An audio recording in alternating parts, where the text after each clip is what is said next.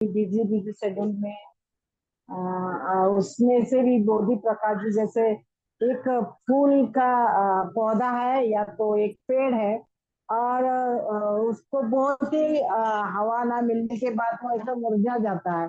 और बोधि प्रकाश जी ऐसे उसमें पानी डालता है और मैं खुश हो जाती हूँ। तो उनका सही में बहुत बहुत उनका मैं अनुमोदन करती हूँ। आज बहुत ही तकलीफ यानी बहुत बिजी शेड्यूल के माध्यम से भी मुझे ऐसा लगता है यही टाइम है कि मैं खुद पर काम कर सकती हूँ, कुछ पढ़ सकती हूँ, कुछ अभ्यास कर सकती हूँ, कुछ चिंतन कर सकती हूँ। इसलिए मैं कभी भी ना नहीं कहती हूँ। मतलब मुझे प्रयास करने के लिए बुद्धि प्रकाश जी और आप सभी की मित्रता जो है वो मुझे मोटिवेट करती है, ऐसा मुझे लगता है। इसलिए कोशिश करते हैं। और आप दोनों ने भी फूल दिए तो जिनका पीला था गौतम जी का और बुद्धि प्रकाश जी का ऑरेंज है ना, तो मुझे झट से याद आया रंग के बारे में। पानी रे पानी तेरा रंग कैसा, जिसमें लगी हुई पानी रे पानी, ओ पानी पानी पानी। वैसा हमारा समाज संघ का ऐसा सागर है। हम सभी लोग उसमें मिले हुए हैं और हम सभी का रंग मानो एक जैसा नीला नीला हो गया है। तो इसी को मध्य रखते हुए मुझे बहुत बहुत खुशी हुई। आप दोनों ने भी, और सभी के मन में वो भाव है, लेकिन हर एक बिल्कुल सही स्वागत कर सकता है, मैं समझ सकती हूँ। तो सभी का यहाँ पर पुण्यानुमोदन करती हूँ।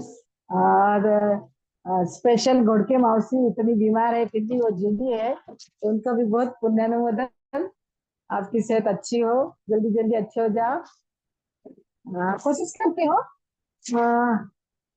हम सभी लोग बारंबार, जैसे गौतम जी ने बहुत ही अच्छी तरह से उसको संचालित किया है, और मेरी बहना ने भी बहुत ही मधुर भाषा में नाम किया।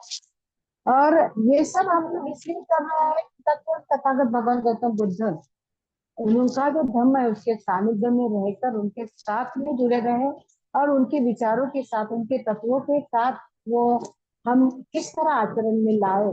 तो इसी प्रकार का हम सभी का ये प्रयत्न है, हम सभी की कोशिश है। इसी लेकर मैं एक स्टोरी बताने जाऊंगी। तो ऐसा कहते हैं कि भगवान बुद्ध के काल में एक व्यक्ति था। तो वो जो व्यक्ति था तो उसने वो बुद्ध के बाद बात की भगवान बुद्ध के समय की ये बात है। तो उसने बहुत सारी दिव्य संपत्ति उसके पास थी, और वो सारी दिव्य संपत्ति का उपभोग उसने लेकर बहुत ही आनंदमय जीवन जीने के बाद वह हम सभी को जाना है वैसे वो भी एक बार वो मृत हो गया। तो श्रावस्ती में जो सारीपुत्र है, तो सारीपुत्र का जो क्या बोलते हैं फैमिली या कुल हम लोग मराठी में बोलते हैं, बिरादरी या ऐसा कुछ। तो उसमें उन्होंने एक छोटे एक जो महिला थी उनकी कोख में उन्होंने जन्म लिया।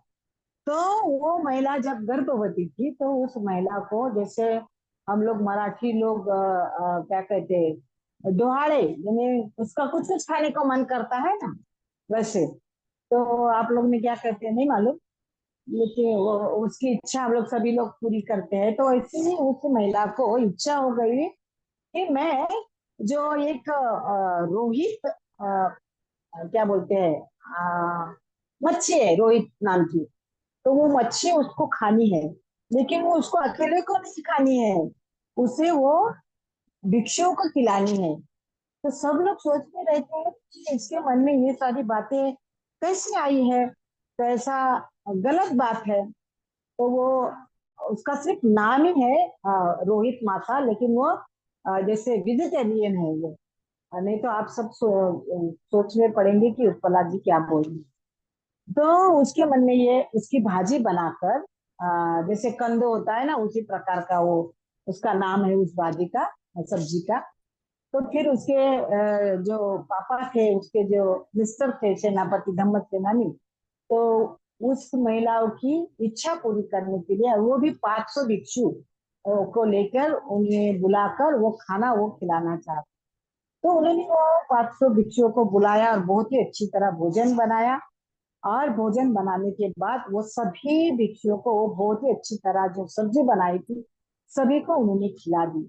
और उस महिला की इच्छा ये थी, जो 500 भिक्षु लाइन में बैठे हैं उसकी लास्ट की जो लाइन होगी, उस लास्ट की लाइन में जो लाइन से भिक्षु बैठे होंगे, उनमें जो भी कुछ उनके प्लेट में रखा हुआ खाना होगा उनका झूठा खाना खाने की उसकी इच्छा।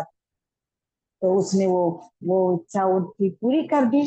और कुछ ही दिन में वो जो गर्भवती महिला थी उसे बच्चा हुआ, एक लड़का हुआ। तो लड़का होने के बाद अ, आप सभी को मालूम है कि जैसे भगवान बुद्ध का धम्म सुनने के बाद हम लोग कितने प्रेरित हुए हैं। ये या बोधि प्रकाश जी, मैं और सभी धम्मचारी हैं, बहुत लोग धम्म बताने का प्रयास कर रहे हैं। और आप लोग कितने आनंद से सुन रहे हो। और तब की बात तो भगवान बुद्ध का धम्म लोग सुनते थे, भगवान बुद्ध की वाणी से लोग प्रभावित होते थे। तब की बात कितनी बढ़िया होगी। और उसी भगवान बुद्ध के साथ रहने वाले सारे पुत्र जब बताते होंगे तो वो कितनी बड़ी बात है। हम लोग मतलब सोच भी नहीं सकते, तो ऐसा माहौल था। और अभी का भी माहौल बोधि प्रकाश जी और उनकी सारी टीम और आप सब लोग माहौल बनाते हैं, और तभी हम लोग सभी सोचने के लिए तैयार हो जाते हैं। तो उसी तरह वो जो महिला ने उसकी जो इच्छा प्रकट की थी, वो इच्छा पूरी होने के बाद उसका जो उसको लड़का पैदा हुआ, तो वो इतना सुंदर बच्चा उसको पैदा हुआ।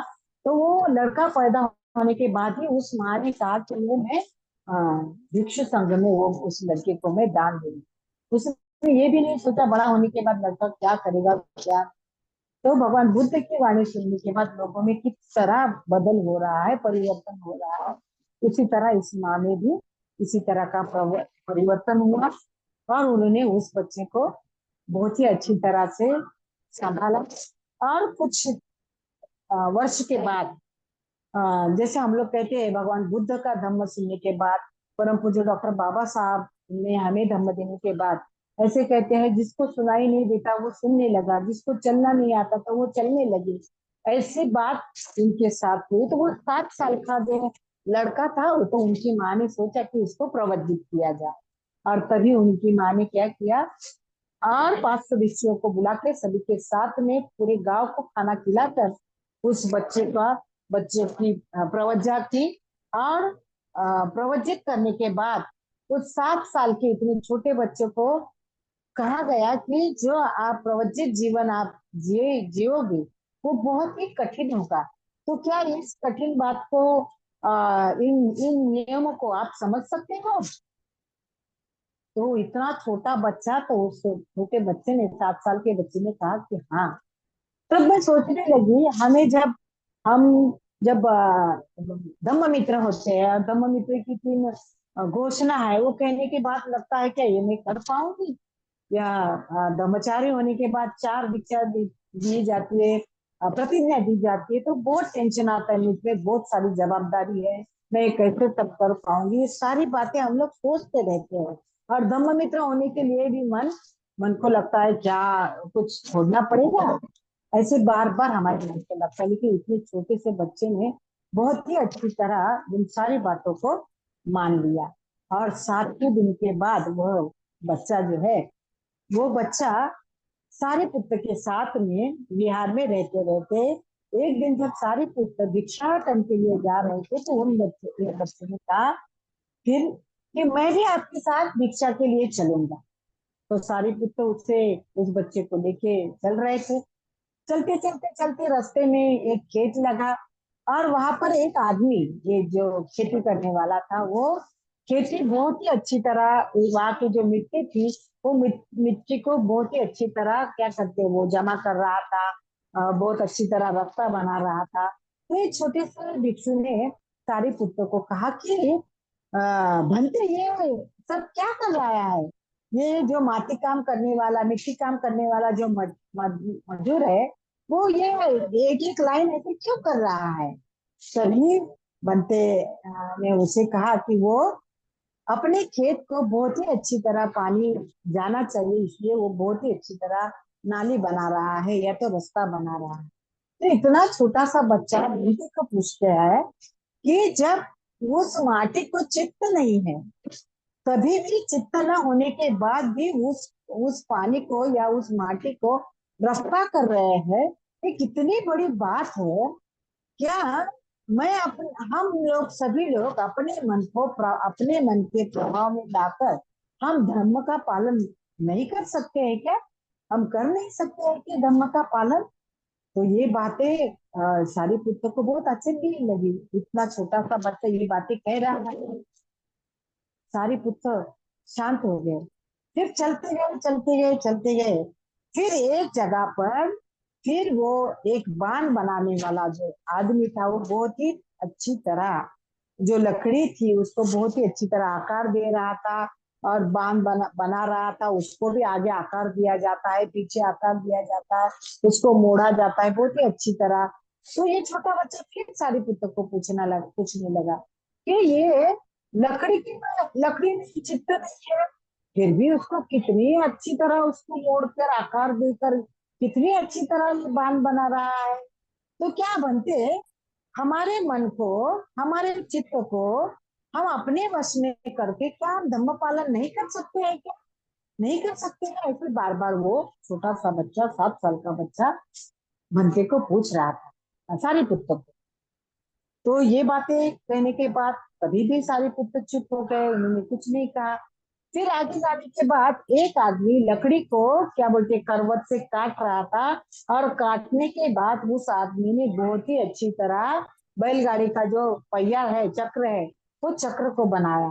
कभी भी इस छोटे बच्चे को जो दिखाई दिया, तो उस छोटे ने बच्चे ने कहा कि ये जो लकड़ी को आकार दे रहा है उसको चित्त नहीं है, फिर भी ये लकड़ी जो है बहुत काम में आ रही है, उसका चक्र बनाया जाता है, बैलगाड़ी को लगाया जाता है, वैसे ही अनेक चक्र गाड़ियों को लगाए जाते हैं और वो काम में आते हैं। तो क्या हम सभी लोग अपने चित्त को वश में कर कर, हाँ, हमारे मन को उस तरह मोड़ कर क्या हम धम्म का पालन नहीं कर सकते? तो सारी पुत्र ने वो सारी बातें सुनी, और वो जो सामने था, वो जो भिक्षु था, उस भिक्षु ने वो सारी बातें देखने के बाद सारी पुस्तक को अपने उपाध्याय को वंदन करके वह बंटी को बोला, आज आप भोजन लाने जब जा रहे हो तो आप मेरे लिए भी भोजन लेके आना। तो सारी पुत्र देखते ही रह गए। तो और वो ये भी बोला, वो छोटा सा भिक्षु वो ये भी बोले कि आप जो भोजन ला रहे हो उसमें रोहित, जैसे मैंने कहा वो भाजी है, वो ही सब्जी लाना। तो वो सारीपुत्र ने कहा कि वही भाजी जो आप बोल रहे हैं वो सब्जी मैं कैसे लेकर आऊं, और वो मुझे कहाँ मिलेगी? जो कुछ भी लोग देंगे वो मैं लेके आने वाला हूँ। तो आप ऐसे कैसे बोल रहे हो? तभी वो छोटा सा भिक्षु सारीपुत्र को कह रहे हैं, देखो, आपने जो कुछ भी पुण्य कमाया है, उस पुण्य के लाभ के कारण आपको वो सब्जी आज मिल ही जाएगी। अगर ना ही मिली आपको वो सब्जी, तो कम से कम मेरा जो पुण्य मैंने कमाया है उस माध्यम से क्यों ना हो आपको वो सब्जी आज मिल ही जाएगी। और ऐसे ही हुआ। जब सारी पुत्र शिक्षा लेने गए, वहां पर एक जैसे कुटुंब था, वो फैमिली ने वही सब्जी बनाई थी, और सारी पुत्र को वहां भोजन देने के बाद सारी पुत्र ने कहा, मुझे ये नहीं खानी है, ये मुझे लेके जानी है, छोटे बच्चे उनको देने हैं। तो वो दोनों भी, वो जो फैमिली है वो बोले आप भी खाइए, और हम आपको भी ये सब्जी उनको अपने दोस्त के लिए देने वाले हैं, और वो दे दी। और वो सब्जी लेके सारी पुत्र जब आने लगे, आते आते आते सारी पुत्र जब आए, तो आने के बाद उनको तथागत भगवान गौतम बुद्ध ने उन्हें वही रोक लिया, और भगवान बुद्ध को सारी बातें समझ में आई।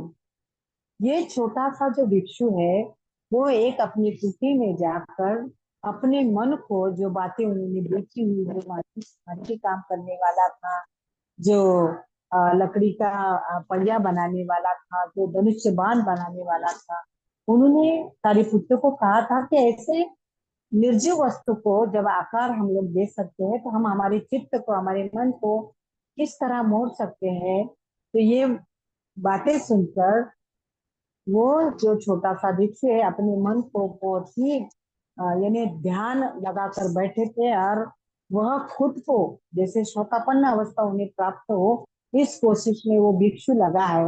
अगर मैं जाकर, जैसे भगवान बुद्ध को लगा जो सारिपुत्र आए हैं और ये उन्हें डिस्टर्ब करेगा, इसलिए सारिपुत्र को उन्होंने वहीं पर रोक दिया। और सारिपुत्र को भगवान बुद्ध ने रोक देने के बाद वह सारिपुत्र को कहने लगे, भगवान बुद्ध आप सभी को मालूम है, दिव्य चक्षु से भगवान बुद्ध बहुत सारी बातें उन्हें समझ में आती थी। और उन्हें ये पता चला कि ये जो छोटा सा बच्चा है अनंत पद, वो अनंत पद तक पहुंचा है, तो उसे मुझे मदद करनी चाहिए। इसलिए भगवान बुद्ध ने सारिपुत्र को रोक कर कहा, और भगवान बुद्ध ने सारिपुत्र से कुछ प्रश्न कहे कि तुमने क्या लाया है। तो सारिपुत्र ने कहा मैं आहार लेके आया हूँ। तो भगवान बुद्ध ने उनसे पूछा आहार ये क्या है। तो भगवान बुद्ध ने उन्हें कहा आहार यानी वेदना है। तो शास्त्रा ने फिर उनसे पूछा वेदना यानी आप क्या लेके आए हैं। तो भगवान बुद्ध ने कहा रूप लेके आया हूं। फिर से पूछा गया रूप क्या है। तो रूप स्पर्श है। जैसे जिसको भूख लगी है और भूख लगने के बाद जब वह उसे मिला हुआ खाना वो व्यक्ति जब खाता है तो उससे सुखद वेदना होती है, और उस आहार के उपभोग के माध्यम से उसे सुख प्राप्त होता है। और सुख प्राप्त होने के बाद उस वेदना के माध्यम से वह शरीर संपत्ति उत्पन्न होती है। और उस शरीर संपत्ति उत्पन्न होने के बाद जो व्यक्ति को यानी हम सभी को जो आनंद मिलता है वह व्यक्ति प्रसन्न होता है, प्रफुल्लित होता है, और उसे बहुत ही अच्छी तरह नींद आती है। बहुत ही अच्छी तरह वह अपनी सोच विचार रख सकता है और बहुत ही सुखकर स्पर्श उसे प्राप्त होता है, और वह बहुत ही अच्छी तरह विकसित होकर कमल पुष्प की तरह यानी शुद्ध परिशुद्ध और वह अनंत पद को प्राप्त कर सकता है। ऐसे सारी पुस्तक को तथागत भगवान गौतम बुद्ध ने कहा। जिस तरह खेती बनाने वाला जो मजूर था वो बहुत ही अच्छी तरह अपनी खेती को पानी मिले इसलिए वो जगह कर रहा था। और बांध बनाने वाला वो जो लकड़ी थी, वो जो कुछ भी हथियार थे उसे मोड़ कर बहुत ही अच्छी तरह आकार देकर उस बांध को सरल बनाकर वो उपयोग में लाने के लिए वो कोशिश कर रहा था। जो निर्जीव वस्तु है, जिस तरह वो जो लकड़ी बनाने वाला जो लकड़ी को जो निर्जीव वस्तु है उसे आकार देकर वह जो चीज है वो वस्तु आकार में हम अगर ला सकते हैं तो हम सब जो निर्जीव वस्तु का अगर हम आकार दे सकते हैं तो खुद के लिए खुद में जो अकुशल भावना है उस अकुशल भावनाओं को हम दमन करके, अकुशल भावनाओं का दमन करके हम हमारे मन को बहुत ही अच्छी तरह विकसित करके हम अनंत पद को प्राप्त कर सकते हैं। ऐसे तथागत भगवान गौतम बुद्ध ने जब इनसे कहा तब भगवान बुद्ध ने ये गाथा कही है। उदं नयन्ति सकार ते जनम दारुणमस्ते तच्छोका हत्तान दमयन्ति पंडिता। तो जो बांध बनाने वाला है, जो पाट बनाने वाला है, वो पानी को बहुत ही अच्छी तरह लेके जाता है। और बांध बनाने वाला बहुत ही अच्छी तरह उस चीज को आकार देता है, सरल करता है। उसी तरह पंडित खुद को बहुत ही कुशल विचार है, उनको दमन करके खुद को बहुत ही अच्छी तरह विकसित कर सकता है। इसीलिए संत संत कबीर जी करते कहते हैं, मन के मते न चाले, मन के मते न चाला, जो मन बसा है साधु कोई बनिया, है साधु कोई। ऐसा कोई एक ही व्यक्ति है जो अपने मन पर कार्य कर कर अपने मन को बहुत ही अच्छी तरह विकसित कर कर भगवान बुद्ध ने कहे हुए अरहंत पद तक प्राप्त हो सकता है। तो क्या ये प्रश्न है, हम हमारे मन को आज तक कितनी बार बहुत ही अच्छी तरह से सीखने के बाद भी हमने अपने मन को किस तरह आकार देने का प्रयास किया है? अगर नहीं किया होगा तो ये बहुत स्वर्ण संधि है। आज से हम हमारे मन की ओर देखने के लिए, मन को विकसित करने के लिए बार बार जो बोधि प्रकाश और उनकी टीम के माध्यम से जो कुछ भी बातें हो रही हो, जो कुछ भी धम्म आप सभी को मिल रहा है, उस धम्म के माध्यम से खुद को विकसित करके अपने अंदर जो मैत्री का बीज है, उस मैत्री के बीज को विकसित करके अपना खुद का विकास हम कर सकते हैं। यह भावना मन में रखकर हम खुद का विकास करेंगे, ऐसी सदिच्छा देकर यही पर रखती हूँ। नमो बुद्धाय, जय हिंद।